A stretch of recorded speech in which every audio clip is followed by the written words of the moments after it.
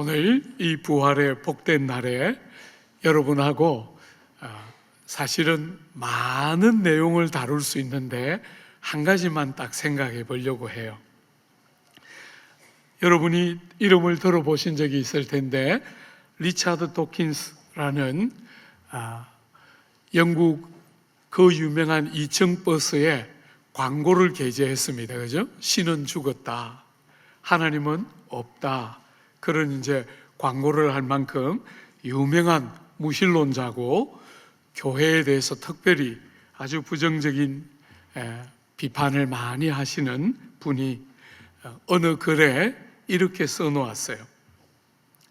예수의 기적이나 부활 이야기에 대하여 기독교라는 신생 종교의 초기 구성원들이 예수에 대한 이야기와 소문을 사실 확인도 없이 열심히 전했을 것이다. 어느 이야기가 사실이 아닌데도 즐거움을 주고 사람들의 기대나 편견과 맞아떨어진다는 이유로 그렇게 퍼져나가 오늘같이 되었다.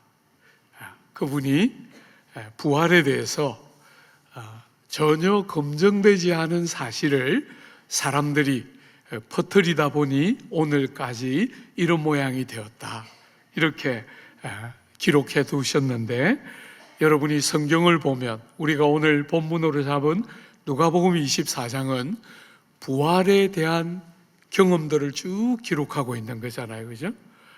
여인들로부터 시작해서 엠마오로 가는 두 제자 11명의 사도들과 다른 사람들이 같이 모여있는 그 모든 모임들은 그들이 부활을 어떻게 받아들였는가 하는 것을 잘 보여주는 대목들이에요. 리차드 도킨스가 말한 것처럼 그냥 사람들이 그들의 필요와 여러 상황에 맞았기 때문에 그냥 검증되지 않은 사실을 퍼뜨리다 보니 오늘같이 되었다. 그런 것이 아니고 여러분 심지어 사도들조차도 부활을 받아들이고 믿는 것이 얼마나 어려웠던가.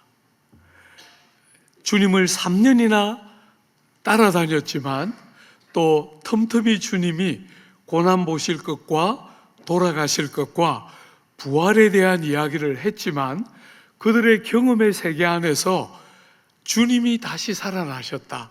분명히 돌아가셨는데 그들의 눈앞에 볼 때 분명히 돌아가셨는데 그분이 다시 살아나셨다.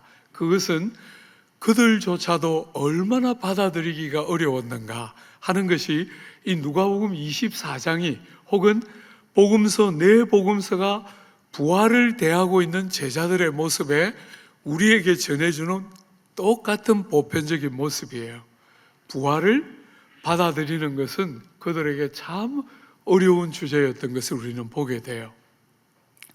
사랑하는 여러분, 주님이 십자가에 달려 돌아가셨을 때 십자가 사건은 그들에게 엄청난 충격이었을 거예요. 엠마오로 내려가는 두 제자처럼 그들은 주님께 뭔가를 기대했어요. 이분은 우리의 삶의 참된 소망이고 우리의 삶을 바꾸어 낼 수 있는 유일한 분이신 것 같다. 주님께 기대했는데 십자가에 달리는 순간에 그 모든 기대는 끊어지는 거잖아요. 돌아가신 거예요.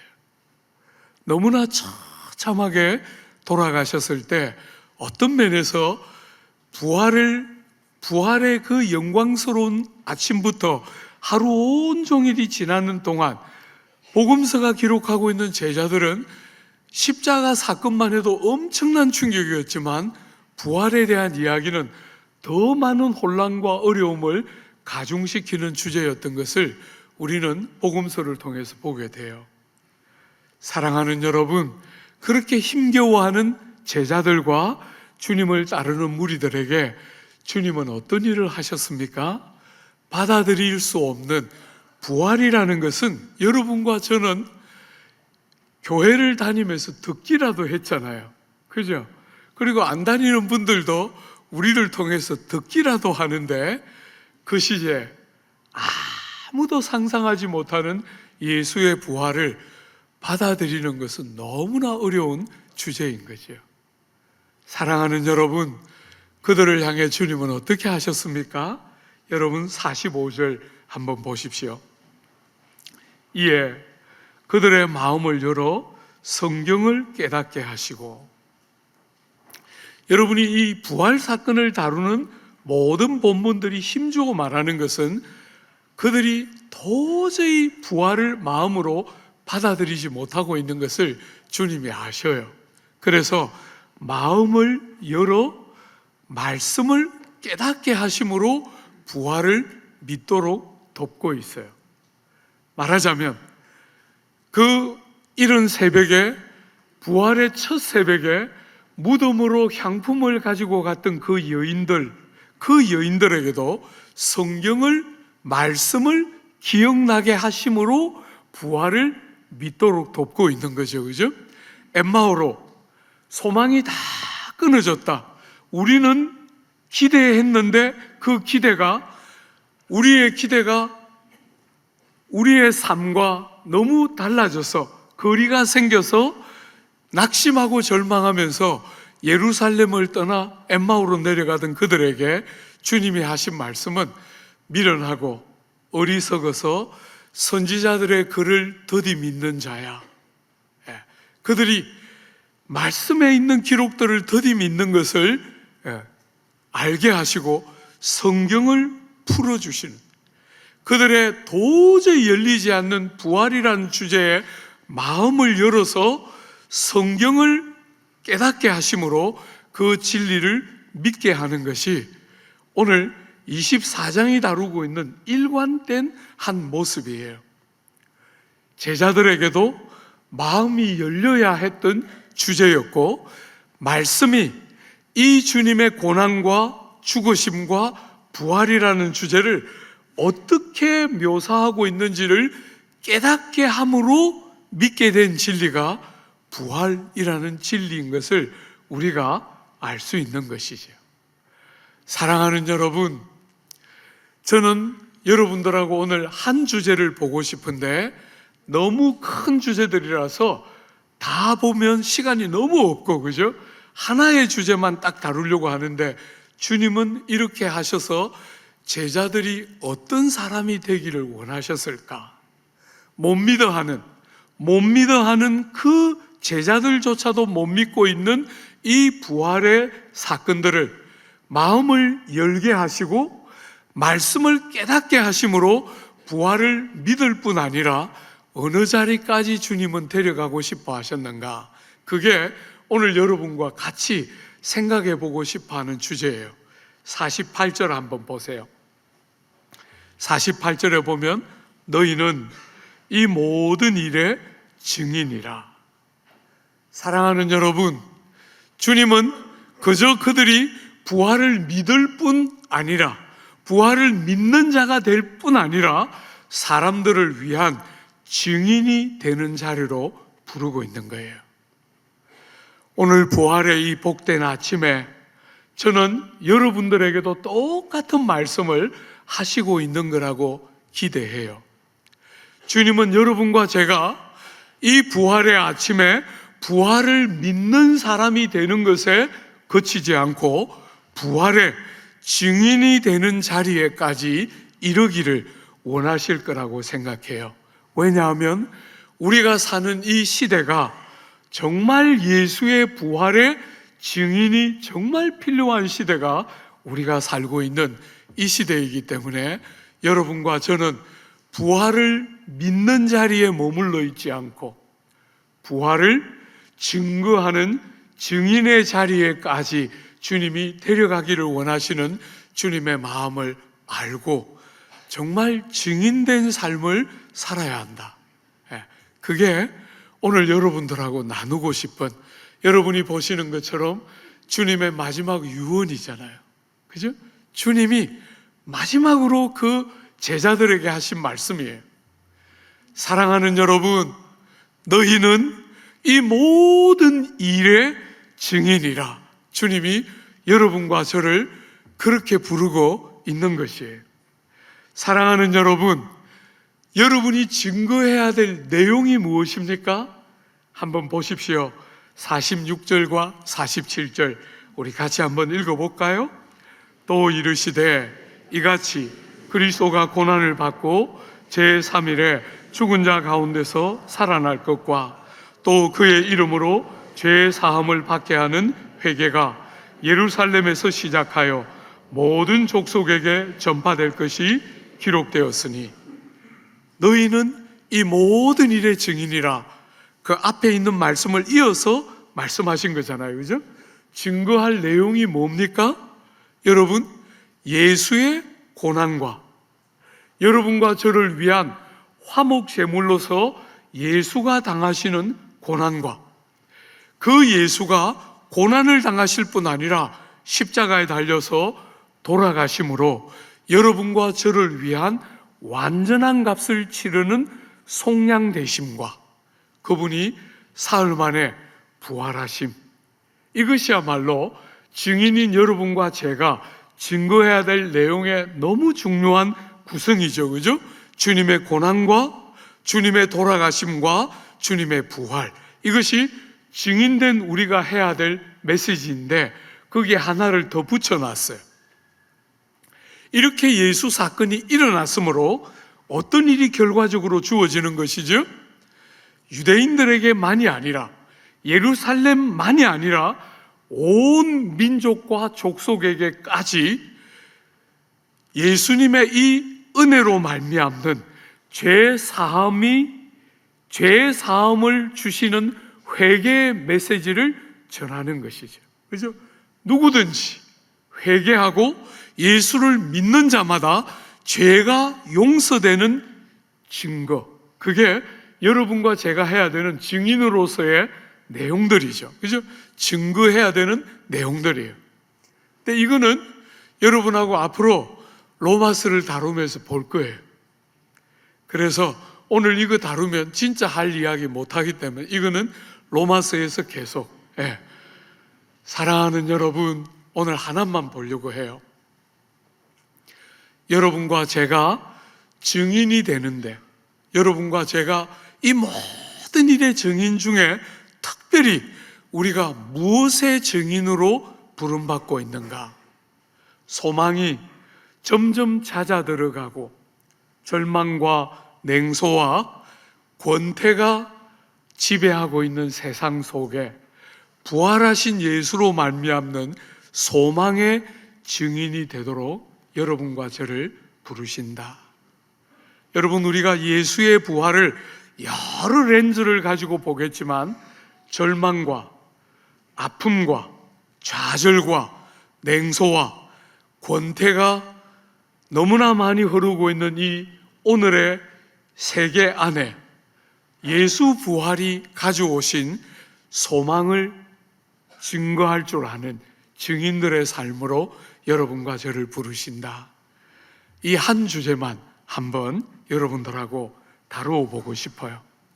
사랑하는 여러분, 이 주제 우리가 본문을 약간 벗어나서 다루게 될 거기 때문에 그 주제를 다루기 전에 먼저 본문에 여러분이 주목해서 봐야 될 부활의 증인이라고 말할 때 특별히 본문은 뭘 그렇게 힘주어서 말하고 있는가? 여러분, 우리가 읽지 않은 본문인데요, 38절부터 43절입니다. 38절부터 43절 우리 한번 본문처럼 교독 한번 해볼까요? 예수께서 이르시되 어찌하여 두려워하며 어찌하여 마음에 의심이 일어나느냐?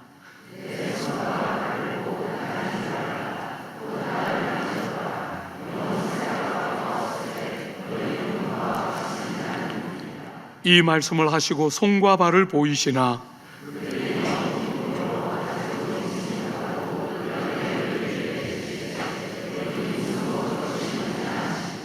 이에 구운 생선 한 토막을 드리니 아멘. 사랑하는 여러분, 제자들이 부활을 선뜻 받아들이지 못하고 믿지 못할 때 핵심이 뭡니까? 그냥 신령한 어떤 부활 이런 게 아니잖아요, 그죠? 십자가에 달려 돌아가시는 주님을 봤는데 그분이 다시 살아나셨다, 몸을 가지고 살아나셨다, 그걸 못 믿는 거잖아요. 그저 종교적인 세계, 종교적인 논리로 억지로라도 그냥 받아들이라 하면 그냥 그렇게 믿을게요 하고 고개를 끄덕일 수 있는 그런 주제가 혹 될지 모르겠는데, 제자들이 힘들고 아파했던 게 뭡니까? 그렇게 십자가에 달려 돌아가시는 거 봤는데, 사랑하는 여러분, 다 끝났다고 생각했는데 그분이 그 몸으로 다시 살아나셨다. 그게 제자들을 이렇게 힘들게 만드는 거잖아요. 그래서 영이신가 하고 두려워하고 영을 보는가 하고 믿지를 못하고 있는 제자들에게 손과 발을 보여주시면서 못 박힌 바로 그 손, 못 박힌 바로 그 발. 여러분, 도마가 내가 그 손을, 내 손가락을 주님의 손 못자국에 옆구리에 대어보기 전에는 나는 믿을 수 없다, 그렇게 말할 때 주님이 도마를 찾아오셔서 네 손을 한번 대봐라, 다 보여주시면서 본고로 믿느냐, 보지 않고 믿는 자가 복되도다, 그렇게 말씀하셨던 주님이, 말하자면 제자들의 가장 큰 고통과 아픔 중에 하나는 그들이 보았던 그 몸으로 부활했다는 거예요. 사랑하는 여러분, 물론 주님을 알고 있던 그 몸과 똑같은 몸은 아니죠, 그죠? 부활하시면서 다른 질의 몸으로 바꾸어 입었지만 못자국이 그대로 나 있고 창작이 그대로 나 있는 다른 형질로 몸으로 된 부활, 그게 기독교가 말하는 부활의 핵심 중에 하나입니다. 사랑하는 여러분, 그냥 어떤 신령한 세계에서 그분이 살아난 게 아니고 여러분과 제가 호흡하고 살아가는 이 땅 위에 사셨던 그분이, 여러분, 우리의 몸을 가지고 오신 그분이 우리의 몸을 가지고서 오셨기 때문에 굶주린 가운데 마귀에게 3번이나 시험을 받으신 그 몸을 그대로 가지고 여러분과 저의 몸과 똑같은 몸이기 때문에 배고프시고 목마르시고 피곤하여 쉬셔야 하고, 그분이 사망 권세 때문에 울고 슬퍼하는 사람들을 바라보시면서 우시고 마음 아파하는 그 똑같은 몸을 가지고 여러분과 저의 아픔을 다 경험하시고 마지막에 우리의 모든 질고와 죄짐을 그 몸에 다 대신 옮겨 놓으시고 고난 보시고 십자가에 달려 돌아가신, 여러분과 저를 위해서 몸을 찢으시고 피를 쏟으신 바로 그 몸으로 부활하신 거잖아요. 사랑하는 여러분, 오늘 이 부활의 복된 아침에 여러분과 제가 이 사실을 시작하고 다른 주제를 보아야 하는 이유가 뭡니까? 예수의 부활은 여러분과 저의 부활의 첫 열매입니다. 주님의 부활은 예수 한 분의 사건에 그치는 것이 아니라 여러분과 저의 부활의 보증인 것이에요. 사랑하는 여러분, 주님이 한 분이 살아나셨다, 우리가 주의 부활을 기념하는 이 복된 날에 여러분과 저는 우리도 몸으로 주와 함께 살아날 것을 같이 믿어야 부활을 믿는 제대로 된 믿음이 되는 것이지요. 주님은 여러분과 저와 같은 몸, 우리가 주님과 함께 변하여 영광의 몸을 입고 부활하게 되는 그 영광스러운 부활의 첫 열매이시고 우리를 위한 보증으로 먼저 부활하신 부활의 첫 열매이시기 때문에 몸을 가지고 부활하신 것이 너무나 중요한 것이에요. 사랑하는 여러분, 오늘 저는 우리가 살아가는 이 시대의 세상을, 우리 조국 사회는 아직 조금 몇 걸음이 더 남아있기는 하지만 서구는 완전히 절망하고 방향을 잃은 세상이라고 저는 봐요. 우리가 서구의 무수한 대도시에 가보면 그렇게 많은 홈레스를 만나게 되는 이유는 삶의 방향의 상실, 믿었던 소망의 상실, 그런 반복되는 삶이 주는 삶에 대한 권태, 그런 것이 오늘 이 서구에서 우리가 보는 무수한 홈레스들의 삶에 대한 해석일 거라고 저는 봐요. 어떤 면에서 서구 사회는 한마디로 딱 정의하면 소망을 잃은 사회다. 소망을 상실하고 사는 시대에 예수 부활로 말미암는 생명과 소망의 증인된 삶을 살도록 주님이 여러분과 저를 부르고 계시다. 저는 그렇게 이번 부활을 묵상하면서 그 생각을 참 많이 하게 돼요. 여러분, 1750년부터 1900년을 세계 이 철학 사상사의 흐름을 따라 평가해 보면 그 시대는 계몽주의 시대예요. 1750년부터 1900년까지. 여러분, 그 시기가 왜 중요하냐면 그 시기부터 사람들은 하나님이 없는 소망을 찾기 시작했어요. 그 전까지 모든 소망은 예수의 재림, 하나님의 사랑, 주님의 부활 같은 신앙과 늘 연결되어서 하나님의 존재와 연결된 소망이 1700년대 전까지는 소망하면 주로 그런 것으로 연결되었던 시대였는데 1750년에 계몽주의 사조가 유럽의 이 서구의 사상계를 지배하기 시작하면서 비로소 사람들은 신앙으로부터 독립된 소망을 붙들기 시작했어요. 사람의 지성과 이성과 능력을 가지고 하나님이 없어도 충분히 소망이 가득한 미래가 가능하다고 선포하기 시작한 게 1750년부터 시작된 계몽주의 시대의 사조의 특징이에요. 여러분, 그 절정은 어디냐 하면 19세기, 약 한 50년, 100년이 지났을 때 19세기에 세 대표적인 인물에 의해서 그 계몽주의 사조는 절정을 치게 돼요. 여러분, 제가 일부 예배 때 이름이 기억이 안 나서 고생해서 써놓은 거 읽어드릴게요. 예. 여러분이 다 아는 헤겔입니다. 첫 번째 인물. 두 번째 칼 막스입니다. 세 번째는 찰스 다윈이에요. 이 세 인물은 그 계몽주의 사조로 가득했던 서구에 아주 중요한 역할을 하면서 하나님을 떠난 미래에 대한 소망의 대표 주자로 절정을 치게 돼요. 여러분이 아시는 것처럼 헤겔은 정과 반과 합의 형식을 거치면서 인류는 무한한 진보를 향해 나아가고 있다. 이렇게 사상적으로 정리를 해줬어요. 여러분, 정과 반이 맞부딪히는 것 같지만 조율을 해내면서 합으로 진보가 이루어지는데 이 합은 이전에 있었던 정이라고 여겨졌던 것과 이 새로운 진보가 가져온 것은 어린아이와 어른의 차이만큼 큰 진보가 인류의 정반합의 과정을 거치면서 주어진다 하는 사상적인 토대를 헤겔이 깔았어요. 여러분, 그 사상을 역사 해석에 적용한 인물이 칼 막스예요.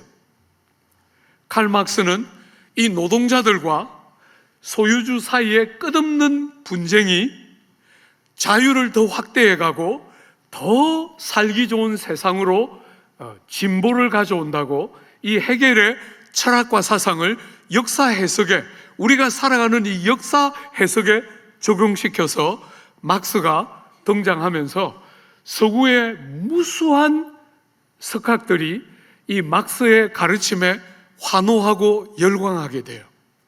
여러분이 보면 이 시대에 많은 사상가들이 사회주의 사상을 너무나 좋아하면서 환영하게 돼요. 여러분, 그런 조류를 찰스 다윈은 이 생명 현상에 적용시켰어요. 여러분, 땅에 있는 모든 생물체들은 한 가지로 적자생존과 약육강식의 생물학적인 적용 과정을 거쳐가면서 약한 것들은 다 도태되고 우수한 것들만 살아남는, 그런, 말하자면 다윈의 진화론을 가지고 끝없이 우수한 종자만 살아남는 진화의 과정을 가르쳤어요. 그러니까 이게 기가 막히게 맞아떨어지면서 사람들의 삶 전반에 철학, 이 역사와 우리의 삶의 현실, 거기다가 이 기원에 대한 이야기까지 기가 막히게 이 모든 가치가 전부 지배하면서 20세기를 정말 뭐라 그럽니까? 의기양양하게 20세기의 문을 쫙 열어젖혔어요. 인류는 무한한 진보와 역사는 무한한 발전을 거듭한다 하는 관점을 가지고 모든 삶의 영역을 그렇게 쫙 열었는데, 20세기가 열리면서 인류가 다치기 시작해요. 그렇게 모든 것이 희망으로 가득 차다고 여겼던 세상이 20세기가 딱 열리고 20세기 중반을 지나가기도 전에 그 모든 기세가 꺾이기 시작해요. 왜? 두 번의 세계대전. 여러분들에게도 알려져 있는, 스페인 독감으로 알려져 있는 전 세계적인 유행병의 창궐. 사랑하는 여러분, 이 역사의 진보와 미래에 대한 소망의 근간이 무엇이었냐면 두 가지 근간을 갖고 있었어요. 그런 철학과 역사 해석과 생물학적인 모든 해석들이 다 베이스를 다 만들었지만, 그래도 그것으로부터 나온 두 가지 전제가 있었어요. 첫 번째, 서구는 다른 사회보다 우월하다, 이렇게 생각했어요. 과학이 발전하고 지식이 발전하고 철학이 발전하고 훨씬 더 많은 진보가 서구에 있다, 이렇게 생각했어요. 또 하나는 이성을 충분히 사용해서 지식과 과학을 가지고 사람이 새로운 시대를 열 수 있다, 이렇게 생각했어요. 그 두 가지 전제가 앞에 있는 세 사람의 가르침에 근거해서 인류가 가지고 20세기 문을 쫙 열었는데, 20세기가 열렸을 때 두 번의 세계대전은 인류의 역사에 가장 많은 학살이 기록되어 있는 대전이에요. 너무 무참하게 많은 사람이 죽었을 때 그들이 갖고 있던 전제가 무너지기 시작했어요. 사랑하는 여러분, 서구가 더 진보한 이성을 가지고 있는데, 더 발전된 문명을 가지고 있는데 사람을 그렇게 무자비하게 학살한 거예요. 사랑하는 여러분, 끝없이 더 나은 세계가 올 거라고 믿었는데 세계적인 유행병이 창궐하는 것은 그들에게 엄청난 충격이었어요. 과학이 여는 무한한 새로운 세계에 대한 끝없는 기대를 가지고 있던 그들에게 오히려 세계 유행병이 이렇게 창궐하는 것은 그들에게 어마어마한 충격을 주게 돼요. 그래서 여러분, 20세기 중반이 되면 여러분이 잘 아는 1960년대부터 포스트 모던 시대가 열리게 돼요. 여러분, 포스트 모던은 한마디로 말하면 좌든 우든 칼 막스의 가르침을 따라 사회주의를 추구하든 혹은 그냥 자유주의를 추구하면서 끝없이 말하자면 우에 있든 사람이든 관계없이 우는 어떻게 바뀌게 됩니까? 좌는 공산주의, 공산국가로 바뀌고 우는 어떻게 바뀝니까? 너무 놀랍게 우도 변질되기 시작해요. 사랑하는 여러분, 좌만 문제가 생긴 게 아니라 우가 어떻게 바뀌게 됩니까? 말하자면 이태리나 독일같이 전체주의화 되는 거예요. 전체주의화 되면서 이 포스트 모던이 나와서 그 모든 걸 양쪽을 다 부정하면서 권력을 가진 자들이 진보한다 하는 말로 자신의 통치를 합리화하고 정당할 뿐이지 그건 절대로 사실이 아니다 하는 그 진보에 대한 정면 반박을 포스트 모던이 하게 돼요. 오늘 사랑하는 여러분, 그렇게 무너지는, 그렇게 무너져가고 넘어져가는 이 세계 속에 사랑하는 여러분, 여러분과 저는 변함없이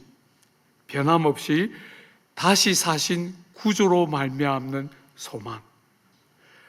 여러분, 이들이 가지고 있는 중요한 두 가지 전제가 있는데, 말하자면 끝없이 역사가 진보한다 할 때 사상 쪽은 이미 이제 많이 무너졌는데 여전히 붙들고 있는 두 그룹이 있어요. 하나는 정치이고 하나는 과학입니다.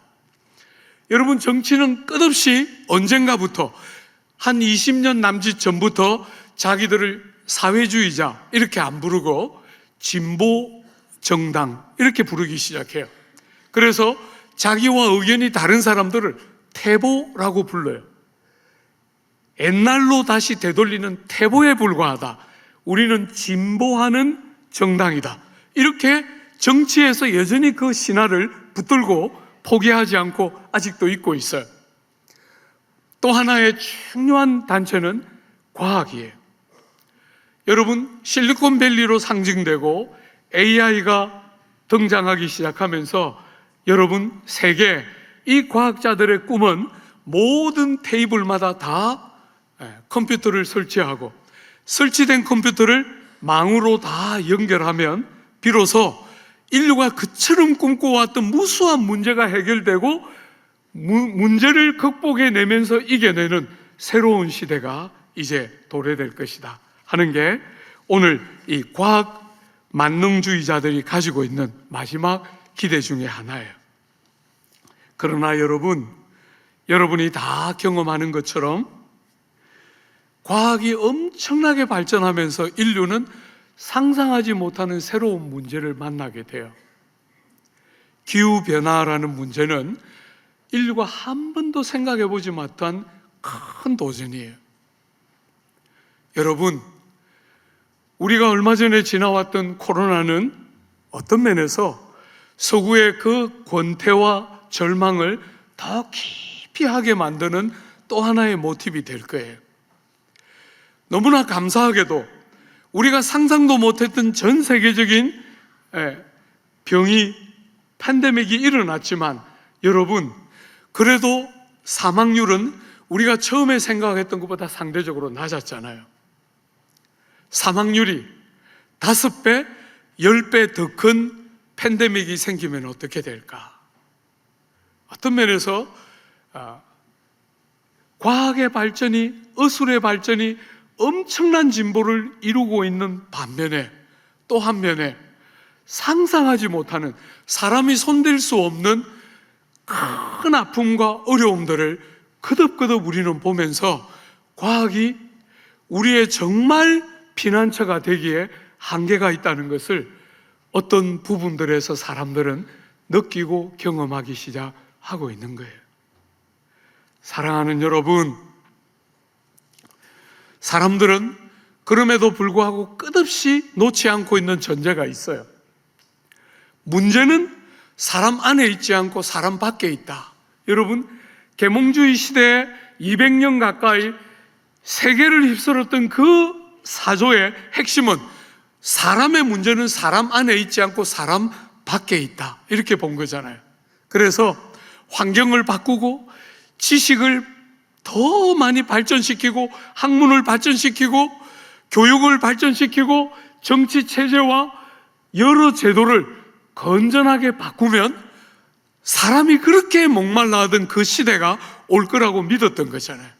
그런데 우리는 200년의 그 세월을 보내면서 문제가 사람 바깥에 있는 게 아니라 사람 안에 있다는 사실을 생각하려고 하지 않고 절망하고 낙심하고 권태하는 시대로 우리는 넘어가고 있는 것을 보게 돼요. 출발 자체가 문제가 사람 바깥에 있었던 게 아니고 사람 안에 있다고 성경은, 신앙은 꾸준히 말하고 있는 거잖아요. 그죠?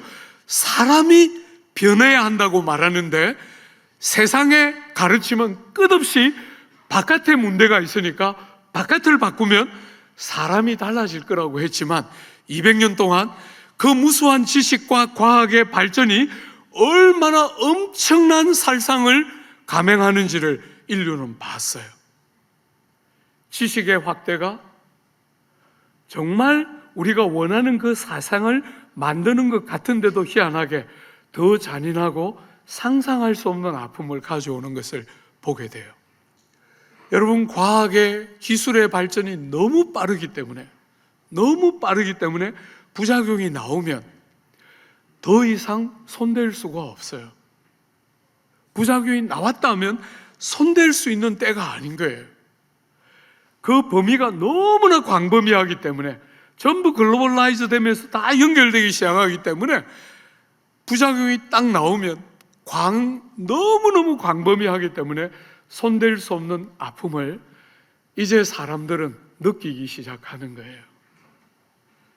자연의 재해를 다룰 수 있다고 믿었던 때가 있는데, 여러분과 저는 이제 약간씩 느끼잖아요. 아, 사람의 손밖을 벗어나고 있구나 하는 위기감을 모든 사람들이 다 느끼기 시작하는 거예요.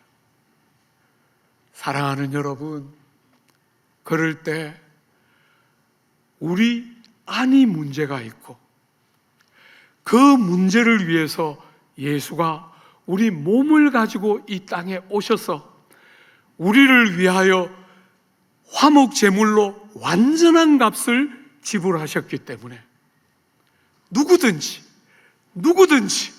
중심에서부터 새로움이 필요한 사람들에게 소망은 복음인 거잖아요. 그죠? 바깥을 아무리 바꿔도 안 된다는 것을 이만큼 200년 동안 우리가 봤기 때문에 이제는 절망하고 냉소하고 좌절하고 권태하는 것이 아니라 정말 하나님께 가야 하는 거죠. 여러분, 200년 동안 그 세계가 흘러오면서 이들이 가지고 있던 또 하나의 중요한 전제가 뭡니까? 눈에 보이는 물질 외에 실존하는 것은 없다. 이게 그들이 붙들고 살았던 거잖아요. 물질 세계가 정말 실존하는 전부이고 그 너머에 아무것도 없다. 눈에 보이지 않는 것은 존재하지 않는 것이다. 그렇게 끝없이 가르치고 끝없이 주장했는데, 사랑하는 여러분, 소망이 우리 바깥으로부터 오지 않으면, 소망은 우리 너머에서부터 오지 않으면 소망은 소망이 될 수 없는 거잖아요. 사람이 정말 미래의 대안이 될 거라고 생각했는데 해보니까 죽으면 끝이잖아요. 보이는 거 외에는 아무것도 존재하는 거 없으니까 죽으면 끝이잖아요. 하나님을 부정하고 영적인 현존을 부정하는 것, 그거는 혹시 좋았을지 모르겠는데 그렇게 부정하고 나니까 죽고 나면 모든 것이 다 끝이에요. 소망이 어디에 있습니까? 인류가 그렇게 애를 써서 과학을 발전시키고 어수를 발전시키고 문화를 발전시키면 죽으면 끝인데 그게 무슨 의미가 있습니까? 그죠? 다 결국은 하나님으로부터 멀어지니까 결국은 소망을 상실하고 냉소하고 절망하고 권태할 수밖에 없는 세상이 되는 건 너무나 당연한 것이지. 사랑하는 여러분, 우리 예수께서 다시 살아나셨다. 그것은 여러분과 저에게 온 세상에 여러분과 제가 죽지 않고 영원히 산다, 이 말만 하고 있는 게 아니에요. 사랑하는 여러분, 죽으면 끝이 아니고, 사랑하는 여러분, 죽음은 한 과정일 뿐이고 우리에게 정말 참된 것과 영원한 것이 있다고 첫 열매시고 보증이 되시는 주님의 부활이 우리에게 말해주고 있는 거잖아요.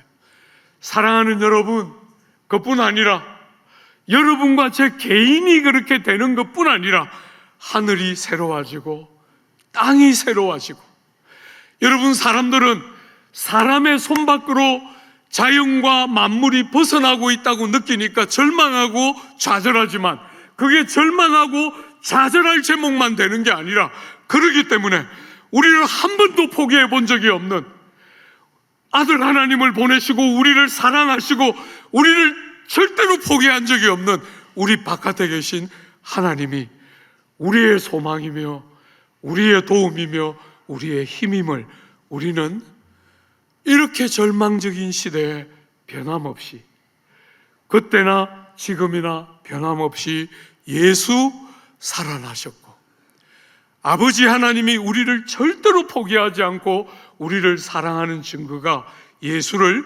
무덤에 그냥 두실 수 없이 다시 살리신 예수 부활에 선명하게 드러난 것처럼, 오늘 갈 길을 잃어가고 있는 이 세상을 향해서 예수 부활하셨고 다시 살아나심으로 이 온 세상과 만물이 더 이상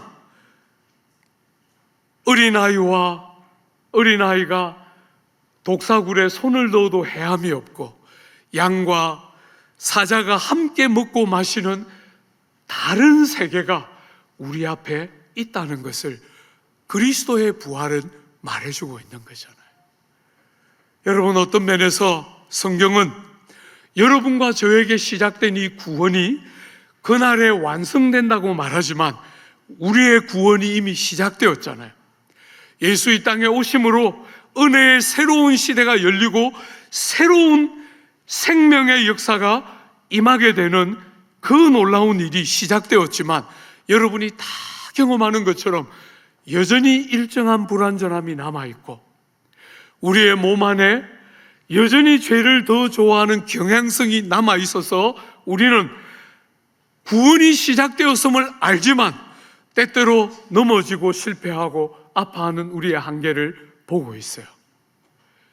그렇기 때문에 절망하는 세상과 함께 같이 절망하는 게 아니라, 복음이 정말 대안인가 반문하는 것이 아니라, 사랑하는 여러분, 우리 안에 소망이 여전히 있는 줄 딱 붙들고, 주님이 사망의 권세를 깨뜨리고 다시 일어나셔서 우리를 속에서부터 새롭게 하시고 마침내 몸까지 새롭게 하시고 새하늘과 새 땅과 영원한, 우리가 그렇게 목마르게 기다리는, 다시는 죽임과 살상이 없는, 사랑하고 섬기고 희생하는 정말 참된 세상이 오고 있음을 예수 부활이 선포하는 거잖아요.